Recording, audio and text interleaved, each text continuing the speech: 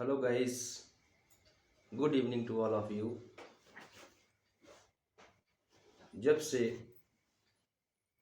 उत्तर प्रदेश में पुलिस की भर्ती हुई है 17 फरवरी से और 18 फरवरी से जो खबरें निकल कर के आ रही हैं उन खबरों को लेकर के मेरे दिमाग में ये चीज़ें गूंज रही थी कि क्या मुझे इस विषय पर कुछ कहना चाहिए या नहीं कहना चाहिए। अंत में मैंने ये डिसीजन लिया कि मैंने जो ये अपना एजुकेशनल चैनल बनाया है वो छात्रों के कल्याण के लिए बनाया गया है, छात्रों के हित के लिए बनाया गया है और जितना अधिक से अधिक हो सकता है छात्रों की सफलता हेतु उसमें मैं अपना योगदान देने का प्रयास करता हूँ। इन सारी बातों को ध्यान में रखते हुए मैंने अंत में फैसला लिया कि मुझे भी जो है छात्रों के पक्ष में कुछ न कुछ कहना चाहिए, क्योंकि छात्र जो हैं काफ़ी दिनों से तैयारी में लगे हुए थे। वो सोच रहे थे कि 60,244 की पुलिस कांस्टेबल की जो भर्ती आई हुई है इसमें हम जो है परिश्रम करके सफलता को प्राप्त करेंगे, अपने लिए एक रोज़गार को तलाशेंगे। क्योंकि इससे पहले जो है 2018 में पुलिस विभाग में जो है कांस्टेबल पद हेतु जो है भर्ती निकाली गई थी और 6 साल तक कोई भर्ती नहीं आई थी। 6 सालों के बाद जो है ये भर्ती निकाली गई।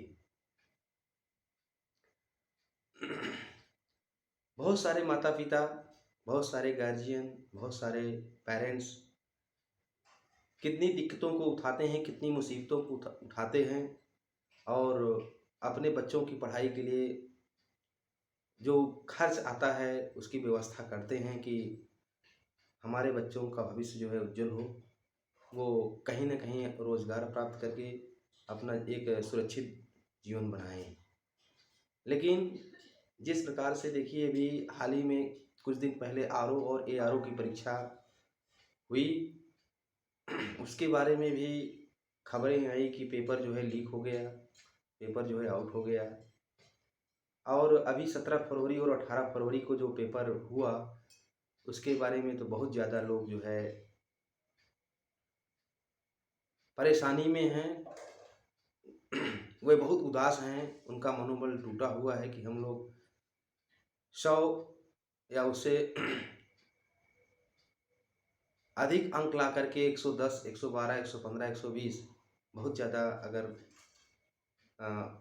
इंटेलिजेंट कोई है तो 150 में इतना ही अंक प्राप्त कर पाता है, निकाल पाता है और बाकी तो लगभग 100 के नीचे 90 के आसपास जो है बहुत सारे लोगों की संख्या रहती है, भीड़ रहती है। वो लोग भी अपनी उम्मीद लगाए हुए थे, आस लगाए हुए थे कि हमको रोज़गार मिलने वाला है।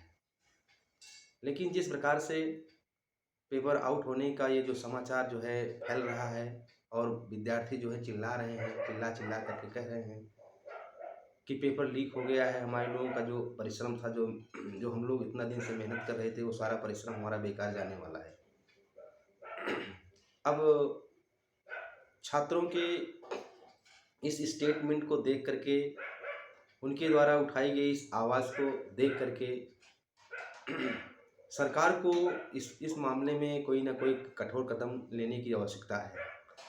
क्योंकि ये जो नई सरकार आई, पूर्ववर्ती सरकारों के खिलाफ जो है अविश्वास के अविश्वास में आकर के मत दिया, मतदान किया कि हम लोग जो है अब की बार एक भ्रष्टाचार मुक्त सरकार का गठन करेंगे, राज्य से, देश से भ्रष्टाचार को समाप्त करने का प्रयास करेंगे। लेकिन जिस प्रकार की गतिविधियाँ इन दिनों हो रही हैं, फिलहाल ऐसा नहीं कहा जा सकता कि ये सरकार जो है हमारे द्वारा दिए गए मतदान से बनी सरकार जो है हमारे उम्मीदों पर खरी उतर पाई है। तो कहना तो बहुत कुछ है डियर स्टूडेंट्स, लेकिन आपके हित के बारे में जो कुछ है मैं अब उसी टॉपिक पर आने वाला हूँ। आप सभी जानते हैं कि विलियम शेक्सपियर जो कि एक महान नाटककार हैं, उन्होंने एक बहुत बड़ी ट्रेजेडी लिखी है जिसका नाम हैमलेट है। आज मैं जो है उसी हैमलेट की एक सालिलकी जो है कोट करके आप लोगों से जो है डिस्कशन की शुरुआत करने वाला हूँ। हैमलेट में एक्ट थर्ड में सीन फर्स्ट में एक हैमलेट की सॉलिलॉक्वी है जिसमें उन्होंने कहा है to be or not to be, that is the question. अर्थात हैमलेट जो है एकदम से बिल्कुल जो है डायलेमा में हो गया है, दुविधा में पड़ गया है, एकदम कहने का मतलब एकदम पजिल्ड हो गया है, क्योंकि उसकी माँ ने जो है उसके पिता की उसके चाचा से मिलकर के हत्या करवा दी है और उसके चाचा से शादी कर ली है। तो वो बेचारा एकदम से बिल्कुल क्या है, दुविधा में हो गया है, एकदम असमंजस की स्थिति में हो गया है कि अब मुझे सारी स्टूडेंट्स, अब मुझे जीना चाहिए या नहीं जीना चाहिए। तो आप लोग भी ये अपने मन में विचार लिए हुए होंगे, आपके मन में भी ये शंका उत्पन्न हो रही होगी कि जो न्यूज चैनल जो है, विभिन्न जो है चैनल जो है और ये कोचिंग सेंटर वाले जो है समाचार आपको दे रहे हैं कि सीएम योगी ने जो है गृह मंत्रालय को पत्र लिख दिया कि जो है परीक्षा जो है रद्द हो गई है। तो इस तरह से जो है ये भ्रम की स्थितियां लोग पैदा कर रहे हैं। ये सब बिल्कुल ऑथेंटिक सूचनाएं नहीं हैं, ये सब एकदम गलत फेक न्यूज हैं, इन पर आपको विश्वास नहीं करना चाहिए। फिलहाल लोगों के बीच में जो ये चर्चाएं हैं कि 17 फरवरी का सेकेंड मीटिंग का और 18 फरवरी का जो सेकेंड मीटिंग का पेपर था वो पहले से ही वायरल हो गया था। उसकी हैंड रिटेन कॉपी जो है वायरल हुई थी, लोगों के पास पहले से ही पहुंच गई थी। अगर यह सत्य है तो निश्चित रूप से यह दुर्भाग्य है हमारे विद्यार्थियों का, हमारे देश के जो प्रतिभाशाली स्टूडेंट्स जो लगातार ईमानदारी के साथ परिश्रम कर रहे हैं उनके साथ धोखा है। सरकार को गंभीरता से इन चीज़ों की जांच करनी चाहिए और जो भी लोग दोषी हों, ऐसा नहीं है कि जो बड़े हाथ हैं वहाँ तक सरकार न पहुँचे और उनके जो छोटे सदस्य हैं उनको गिरफ्तार करके 2-4 लोगों को कह दे कि भाई ये लोग पकड़ लिए गए, इनको मैंने पकड़ लिया जो है, और इस तरह से नकल कराने का इनका जो प्लान था उसको हमने फेल कर दिया और बिल्कुल सूरजपूर्ण से जो है परीक्षा जो है संपन्न कराई गई है। इसमें किसी प्रकार की कोई गलती नहीं हुई है, कहीं से पेपर लीक नहीं हुआ है। तो ऐसा करने से जो है क्या होता है, मनोबल बढ़ जाता है ऐसे लोगों का जो लोग परीक्षा के दौरान जो है पेपर को लीक करवाते हैं। तो सरकार को चाहिए कि वो जो है अपना एक साहस दिखाए, राजनीतिक मतलब एक साहस दिखाए, साहस दिखाते हुए जो है लोगों के कल्याण के लिए निष्पक्ष रूप से इसकी जांच करवाए और जो भी लोग इसमें दोषी पाए जाएं उनको सख्त से सख्त सजा दे, जिससे कि हमारे यहाँ की जो प्रतिभाएं, यही वजह है कि हमारे यहाँ हिंदुस्तान में प्रतिभाओं की कमी नहीं है, लेकिन होता क्या है कि ये प्रतिभाएं अंत में हार जाती हैं। जो माया जाल फैला हुआ है उस माया जाल से हार करके ऊब करके सब विदेशों में पलायन कर रही हैं। यही वजह है। अगर वही प्रतिभाएं अगर हमारे देश में रहें तो निश्चित रूप से हमारा देश आने वाले समय में विकासशील देश न रह करके एक विकसित देश बन जाएगा। तो खबर जो चैनलों पर दिखाई जा रही है वो ये दिखाई जा रही है कि उत्तर प्रदेश पुलिस कांस्टेबल परीक्षा क्या पूरी भर्ती रद्द हो गई। बहुत सारे चैनल जो हैं इस तरह का समाचार दिखा रहे हैं और बहुत स्टूडेंट्स बेचारे जो हैं परेशान हैं। क्यों परेशान हैं? क्योंकि जिन लोगों ने इतना परिश्रम किया है वो लोग अच्छा करके आए हैं, अगर परीक्षा रद्द होती है तो उनका तो नुकसान होगा 100%।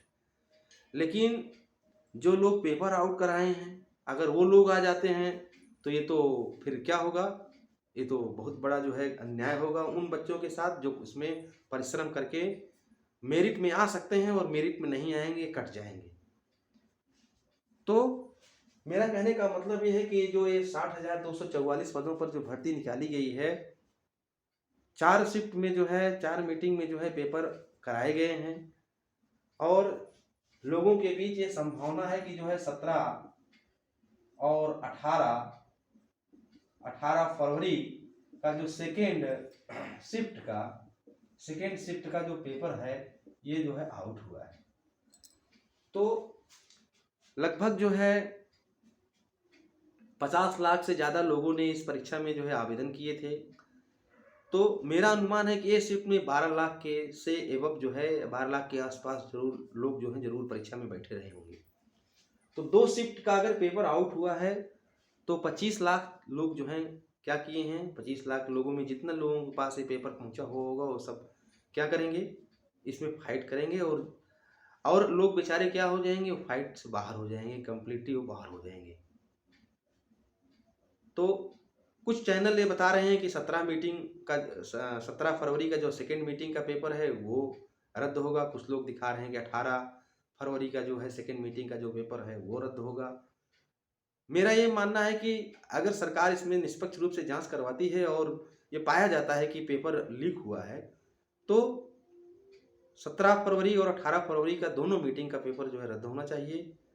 फिर से परीक्षा की एक नई डेट निर्धारित की जानी चाहिए जिससे कि सभी लोग जो लोग परिश्रम किए हैं, जो लोग तैयारी किए हैं, उनके साथ न्याय हो सके। और अब की बार जो है ऐसा किया जाए, ऐसी व्यवस्था बनाई जाए कि पेपर बिल्कुल भी इस तरह की जो अफवाहें होती हैं या इस प्रकार की जो खबरें फैलती हैं कि पेपर कुछ न कुछ तो सच्चाई निश्चित रूप से रहती है, अनावश्यक जो है ऐसे कोई समाचार जो है फैलता नहीं है। तो अच्छी व्यवस्था के साथ, अच्छी तैयारी के साथ जो है पेपर करवाए जाएं, क्योंकि भ्रष्टाचार के खिलाफ ही लोगों ने मतदान किया था। नई सरकार का गठन इसीलिए किया गया था क्योंकि लोगों के बीच एक ऐसा रुझान बन गया था कि पूर्व सरकारों में भ्रष्टाचार अधिक फैला हुआ है। तो लोगों ने क्या किया था, नई सरकार का चयन किया था कि भ्रष्टाचार मिटेगा, रोजगार हमको मिलेगा, हमारे क्षेत्र में विकास होगा, हमारी समस्याओं का निराकरण होगा। तो लोगों के उस भरोसे को सरकार को बनाए रखने का प्रयास करना चाहिए। तो ये जो 2 टॉपिक हैं जो कि चैनलों पर जो है दिखाए जा रहे हैं, कोचिंग सेंटर जो है इस पर हाईलाइट कर रहे हैं, ये बिल्कुल गलत है। रद्द नहीं हुई है परीक्षा अभी। और ये जो समाचार है ये तो एकदम करंट है कि उत्तर प्रदेश भर्ती बोर्ड ने पेपर लीक को किया खारिज। यूपी बोर्ड जो है आपका, ये जो उत्तर प्रदेश जो भर्ती बोर्ड है ये बिल्कुल भी नहीं सुन रहा है छात्रों की। वो इनकी जो इनका जो प्रश्न है उसको ये खारिज कर दे रहा है, इनकी जो मांग है उसको एकदम खारिज कर दे रहा है। वो बिल्कुल इस पर ध्यान नहीं दे रहा है, ये तो सत्य है। लेकिन बोर्ड को और गवर्नमेंट को सीरियस होना चाहिए क्योंकि ये एक संवेदनशील विषय है, संवेदनशील मैटर है। चौथी बात हमारे लोगों की जो है, ये जो हम शुरू में जो है इसके बारे में चर्चा कर चुके हैं कि 2018 के बाद अभी तक पुलिस विभाग में कोई वैकेंसी नहीं निकाली गई थी। 6 साल बाद जो है 2024 में पुनः जो है वैकेंसी आई। बहुत सारे लोग ये उम्मीद लगाए हुए थे कि अब की बार जो है हम लोग जो है पुलिस की वर्दी पहनेंगे, देश की सेवा करेंगे। तो ऐसे लोगों की जो मानसिकता थी, उनकी इस मानसिकता पर सरकार को गंभीरता से विचार करना चाहिए। एक निष्पक्ष कमेटी बनाई जानी चाहिए और शीघ्र जो है इसका जांच करके इसका जो है परिणाम घोषित करके, जो भी हो वो परिणाम घोषित करके लोगों के बीच में उस बात को बताना चाहिए सरकार को।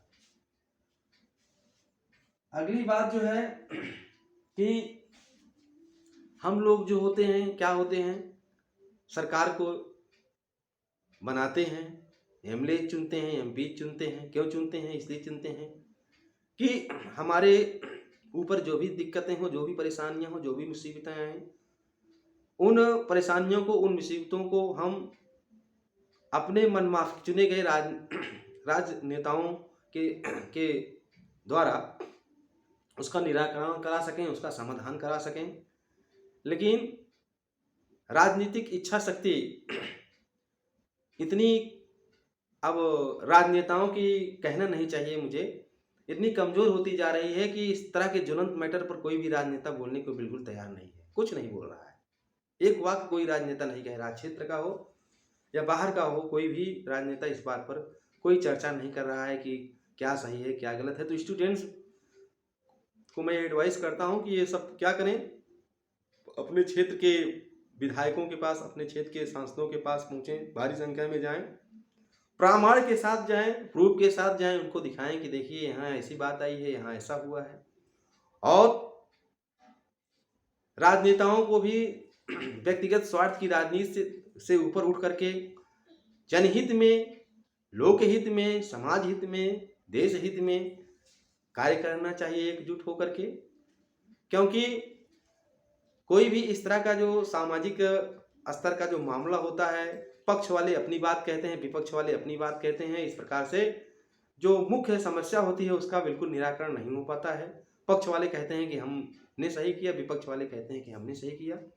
तो इन सब बातों पर ध्यान रखा जाएगा, तभी एक स्वच्छ राजनीति जो है देश में, हमारा जो लोकतंत्र है, प्रजातंत्र है, वो और मजबूत होगा। लोगों के प्रति प्रजातंत्र में, लोकतंत्र में और आस्था बनेगी और विश्वास बनेगा। लास्ट पॉइंट डियर स्टूडेंट्स हमारा यह है कि मीडिया की भूमिका जो है पहले क्या थी, क्या होती जा रही है। पहले लोग जो है, जो गवर्नमेंट थी, जो अंग्रेज सरकार थी, उसके खिलाफ लोगों को जागरूक करने के लिए अभियान चलाते थे, लेख लिखते थे, पत्रिकाएं लिखते थे। आज का ज़माना क्या हो गया, मीडिया मेरे हिसाब से, मुझे कहना नहीं चाहिए, सिर्फ जो है लोगों की जो मूल समस्याएं हैं वो उस पर कोई डिबेट नहीं करवाती है। जो ऐसी समस्याओं पर डिबेट करवाती है जिसमें जो है उनका निजी स्वार्थ होता है, जिसमें उनकी निजी आय ज़्यादा से ज़्यादा होती है, जो ज़्यादा से ज़्यादा लोग देखें, जो ज़्यादा से ज़्यादा लोग हैं उसको पसंद करें, ऐसी खबरें जो है चैनलों पर दिखाई जाती हैं। जो मूल समस्याएं होती हैं लोगों की, उन समस्याओं को मीडिया वाले ना तो कभी रिपोर्टिंग करने के लिए जाते हैं और ना कभी वो उस पर डिबेट करवाते हैं।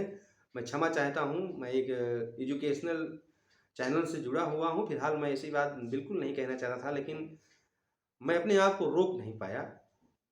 मैं राजनीति से बिल्कुल अपने आप को अलग रखता हूँ, लेकिन विद्यार्थियों, जो हमारे स्टूडेंट्स हैं, जो हमसे मिलते हैं, बहुत सारे स्टूडेंट्स ने हमसे कहा कि गुरुजी कुछ न कुछ इस मैटर पर जो है आप भी कहिए, बच्चों के पक्ष में आइए, क्योंकि बड़ा अन्याय हो रहा है।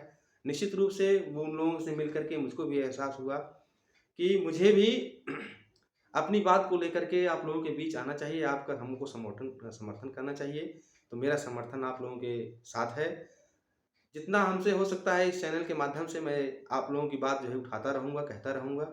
आप लोग जो है अपना धैर्य न खोइए, अपने धैर्य को बनाए रखिए और न्याय की जीत सदैव हुई है। हालाँकि कई बार ऐसा हुआ है, अब जैसे मान लीजिए 72,000 की वैकेंसी आई थी, तो उसमें भी कहना नहीं चाहिए, उसमें भी बहुत सारे लोग जो हैं गलत तरीके से जो है हो गए, भर्ती हो गए, नौकरी भी कर रहे हैं।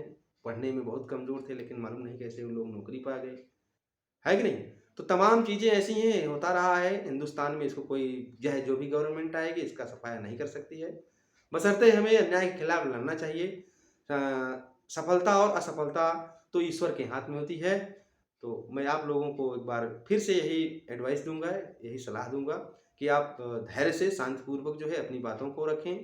कहीं पर किसी प्रकार का जो है ऐसा ना कार्य करें जिससे कि कानून टूटे। बहुत-बहुत धन्यवाद इस वीडियो को देखने के लिए।